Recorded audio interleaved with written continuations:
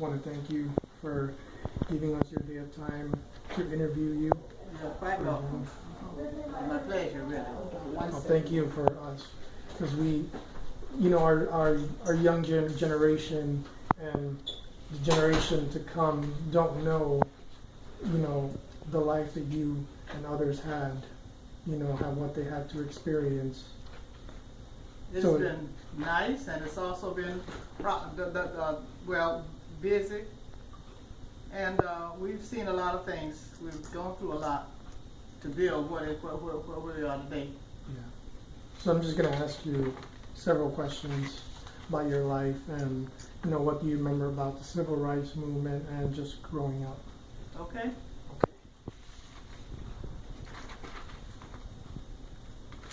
So the first question is, what do you remember about life before integration? Life before integration. I remember a whole lot because I went to schools that were separate. They're supposed to have been separate but equal, but there was never no equality about those schools. Our school books were given down to us from the white schools that had used them a year or two earlier, and then they went down to the black schools. We never had new books, textbooks, the children, I mean. That was one of the things that we had in our schools. The schools we always got less than the white schools Yes. in terms of finances, anything. Our books, like I said, we got when the white kids finished with them, then we got them. That was one of the things we had. What do I remember about those days? Always in the back, never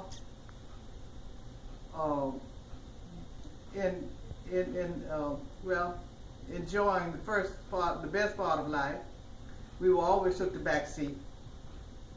And actually at that point we knew that we were supposed to. And we accepted it. That's the sad thing about it. We accepted that. We had less money. Everywhere we went, we knew that we were supposed to go in after the white people. I mean, that was just something that we knew we had to do. Never.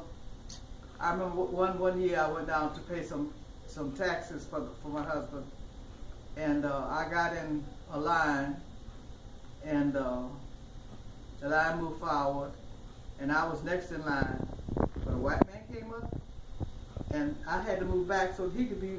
I mean, we could never be ahead of or first. So they got served first, and we got served later. I mean after. But that was life for us. Yeah. We knew we were always in the back seat. So here's the second question. Mm-hmm.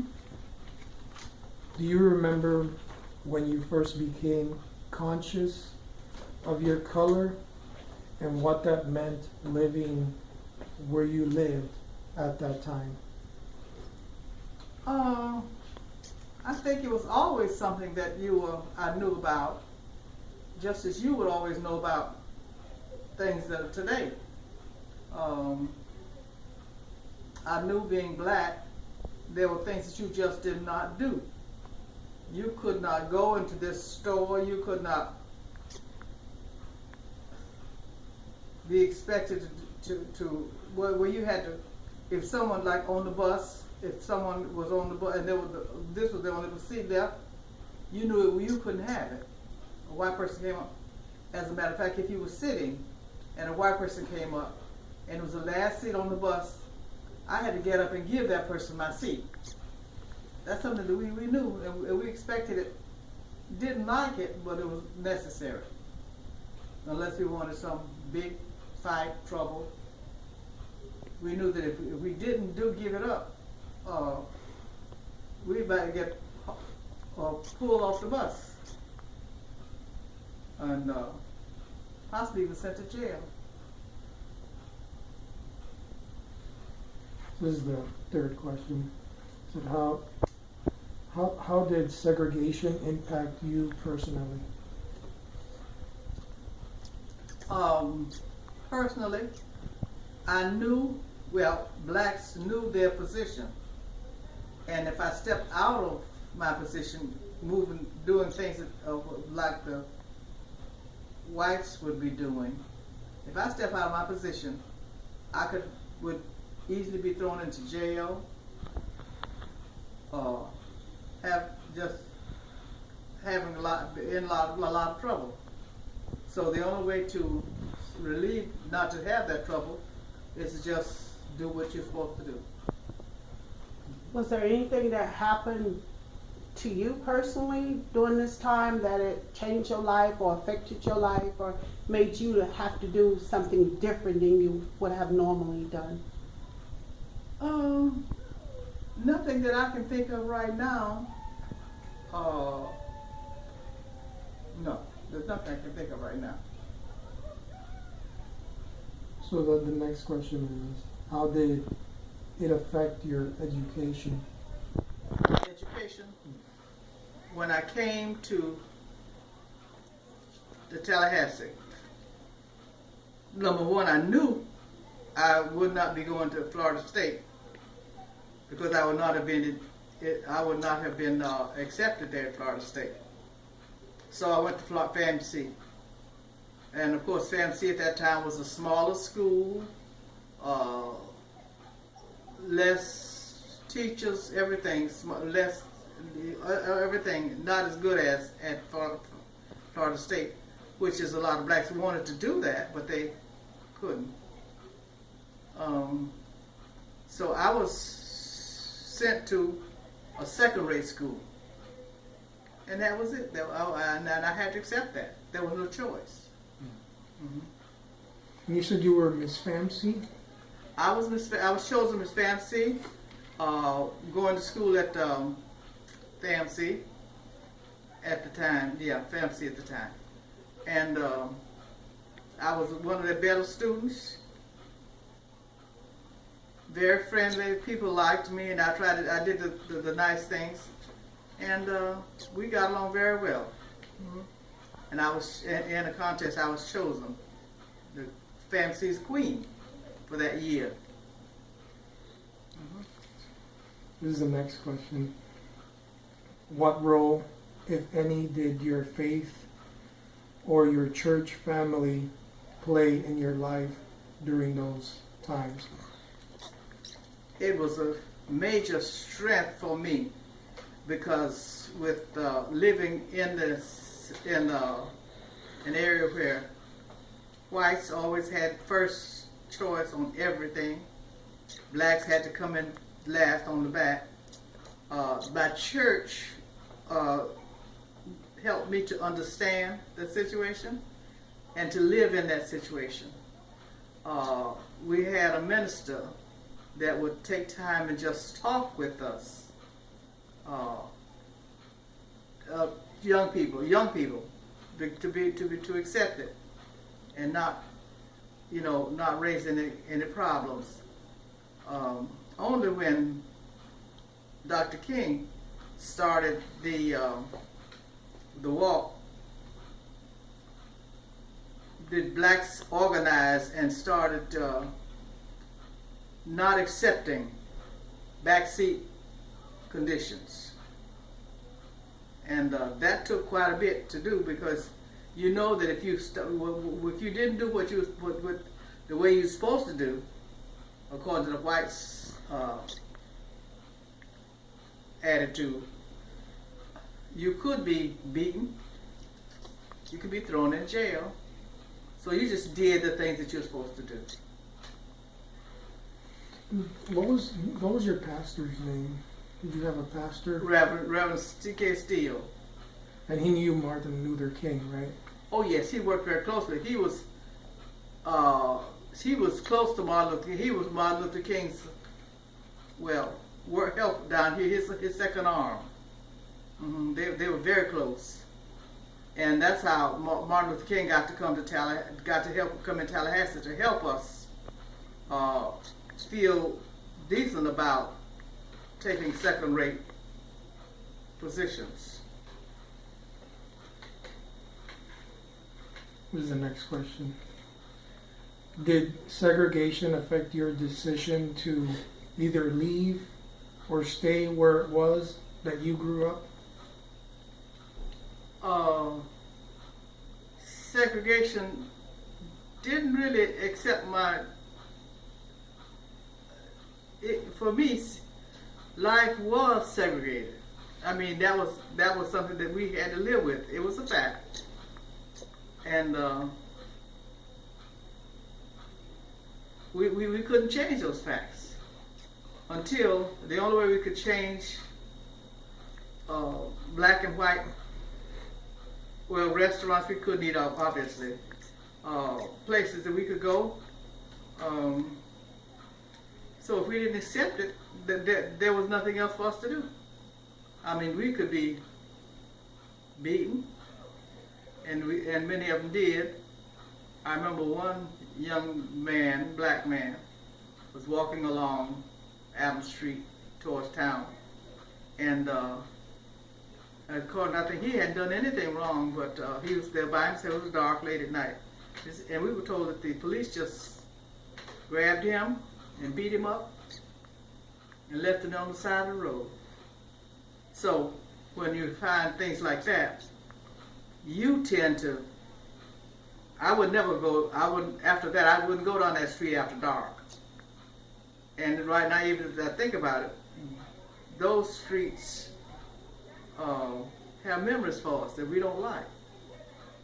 You just, someone and people could have gotten beaten up, and we never know what happened to them, where they were, what happened to them. What about the civil rights movement? Has it happened in other places? Do you remember? I don't remember anything about the other places that they had, but there were a number of places that did get very active in the movement, all because Reverend Dr. King was very. He led it, he pushed it, and he spoke all over, encouraging blacks to become a part of that movement. And what he was saying was that only if we work together can we succeed. As long as we sit and take the back seat, things are all right. But if we wanted to change it, we had to face opposition and face maybe some problems, being beaten or whatever. But strong people had to accept these things that they would have to face this, and go ahead and do it anyway. That was it. What were some of the local incidents of conflict that you can recall? Local incidents? I can't think of any. The only thing I know is that blacks got together and had meetings. We met at the church. Reverend Steele, our church, was one of the leading churches that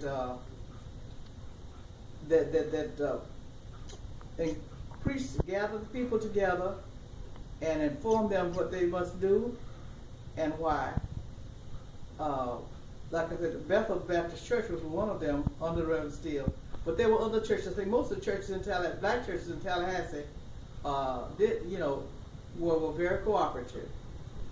And we worked together as a group. I remember you were telling me about when Dr. Martin Luther King was assassinated. Everybody in Film C was very upset about that, and you were telling me about a couple of white students that were going to that school, and they were kind of in danger or something like that. Can you tell me about that again? Oh yes. Fam C, of course, was a all-black school, only because this is the way it was financed from the state. And But we had one white student that had chosen to be brave enough to come, and not brave enough. It didn't have to. You didn't need bravery, but he was. Well, his attitude says that I can do this, and he wanted to show. He wanted to work with the black group, really, encouragement. But he came and he registered at FAMC. Went to school there and did very nice as a student. Lived in the dormitory with the black students, men, and they liked him, and they worked together. The boycott came, and at the night that there was this big riot in town, that was the night that Reverend King was killed. This young man was in the dormitory, and he knew that there was so much noise and fighting and whatever going on that he was not safe. He felt that he was not safe in the dormitory. So, but his class friends, roommates, told him, say you'll be all right because the black students know you, they won't bother you. But he was afraid that he might be attacked and beaten because the black students were going crazy that night, doing anything they could, breaking up anything they could. But he was afraid to be still. He's still afraid. So he tried to get. He said, "Well, my car's not very far away from the dormitory." He tried to get to his car, and he did get into the car. But the black students saw this white boy in the car on FAMU's campus. They jumped on the car and just started smashing it and doing just beating up, and they were going to pull him out and beat him up, the student, until they had almost turned the car over upside down, but one student, black student, saw who he was and told them, "Wait, stop! This is a young man that took a chance to come to the school to show his friendship." And of course, that student, we all know, would have been killed that night if they had not recognized who he was. And it was a terrible night for everybody. It was a terrible night. Were there any national events during the civil rights era that stick out in your mind? None that stick out in my mind. The only thing I know is that blacks over the whole country were being active and resisting segregation, resisting going to the back of the bus. The things that had been accepted, they decided they were not going to do it anymore. You know, the back line, get in the back line if you're in the line, and it's interesting, a line of people going, because I remember me when I went to pay my taxes one year. I had to get to the back of the line, naturally, but then of course if a white person came with his taxes, he was always moved to the front of the line, no matter where how long I'd been, or any black had been sitting, they were always at the back of the line. But that was something that unfortunately we accepted because that was the fact. I remember you were telling me that you were a restaurant owner, Yes. and you would let the FAMC students come in, let them eat, and even provide shelter for them because they weren't allowed to eat at white restaurants and stuff like that. Yes, well, we had a restaurant, my husband and I, and it was a very successful one. We were also, as a part of the movement, would help the black students that didn't have the money. As a matter of fact, well, when one thing that happened when this first started, the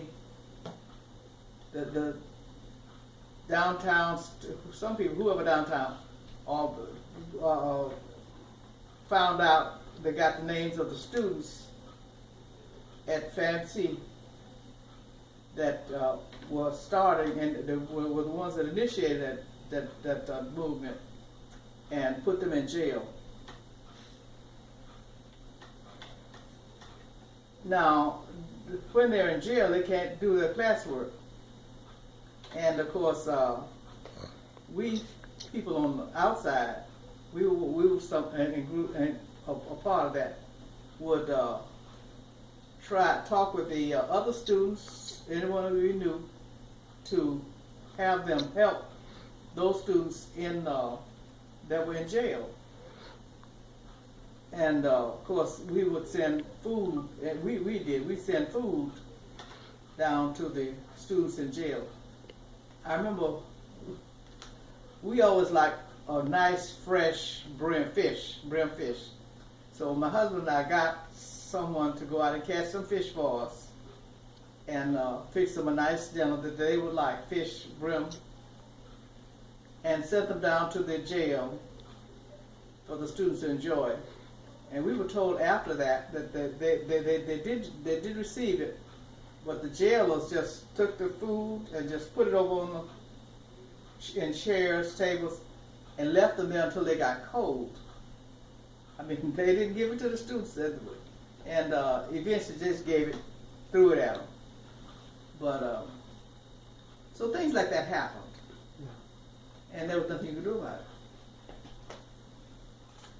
Were you ever the target of personal attacks of racism, or was there ever a time that you felt as if you were a target for discrimination because of your race?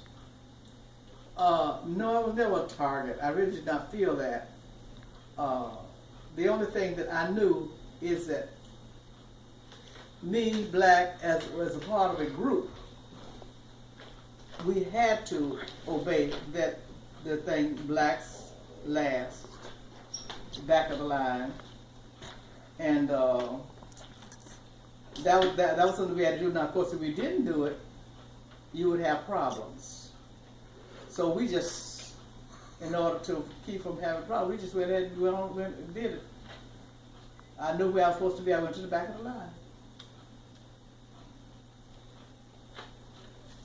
So 2015 marked the 50th anniversary of Malcolm X's assassination, and it's been 48 years since the assassination of Dr. Martin Luther King.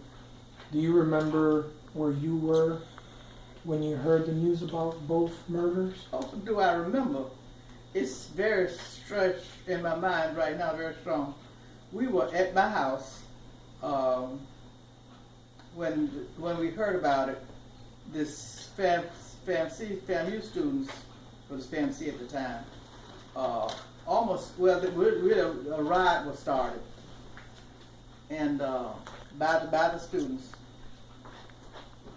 and it was a major thing for all of Tallahassee. In fact, the police got together. There was a FAMU and the boundary. The police all the way on Adams Street up to the corner where my business was, and we were there. They say that the students broke in the one of the buildings that FAMU owned, where students go. Oh yeah, the building that kept the little weapons that you could that they would help. That would help them. I'm trying to think of what kind of weapon. Was it like ROTC or something like that? Yeah, they went to the ROTC building. Yeah, and whatever weapons that they could get out there. It's the only thing they could do to fight with. Yeah. But they broke in that, which was wrong. And but then when they tried to go downtown to fight with those weapons, the police held them at the boundary of FAMU. And the boundary of FAMU was where my building was located. So we were right in the That's where your restaurant business right was. where my restaurant was, right, yeah. The police were on this side and the students were on this side of my building fighting with each other. And we were scared to death. So you were in your restaurant when you heard when Martin Luther King died. Oh yes, I was in the restaurant. In what ways have race relations improved, or have they gotten worse, or have they stayed the same? I think they have improved.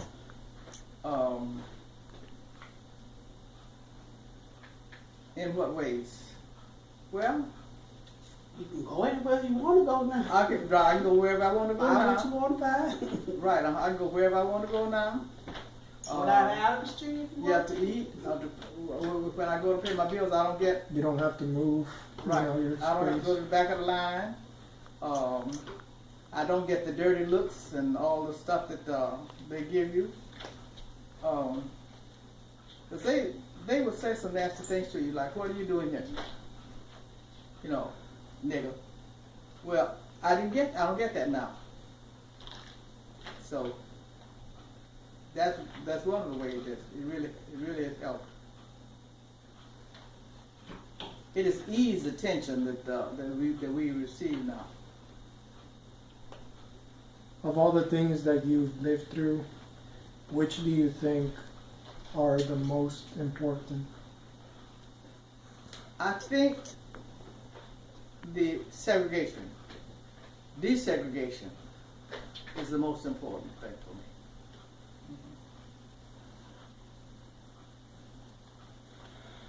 Where do you think society and your community is heading? Do you think it's going the right way, or do you disapprove? That's a question, a major question. I think it's not going in a bad direction, not really. I think it's going all right. I won't say right, but I think it's going pretty good. Yeah. Well, Ms. Hoffa, you talked before about the young people today with the drugs and the alcohol. Oh yes, but I have that is terrible.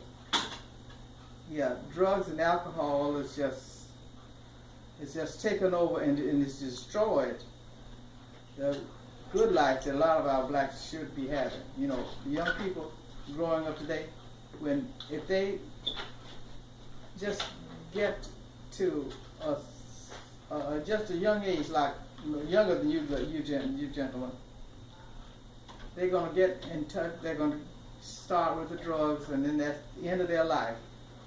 Now, not the end of their life, but the end of their movement in life, where they can live a good life. Or pursuing their career? Or Yes, it will destroy their career. It will destroy their upbringing. Everything they would do, they will live at.